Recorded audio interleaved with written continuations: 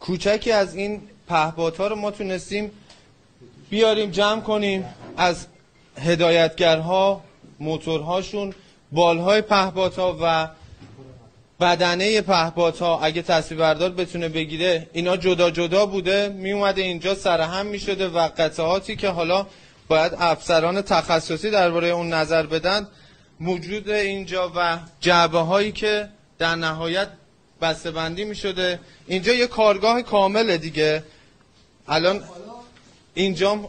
درسته جام سانیم تو 3 طبقه ما دقیقاً این انبار رو تو طبقات پایین هم داریم که تعداد قابل زیادی از این بالای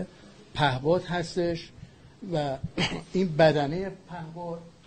و حتی اینجا ساختم جناب سرنگ انجام می شده،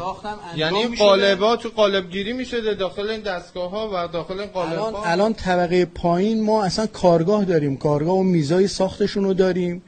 که الان اونجا هم 2-3 تا پهپاد آماده برای ساختم داشتن که میگم این لطف خدا بوده، این لطف دعای خیر مردم عزیزمون بوده که بچه‌ها تونستن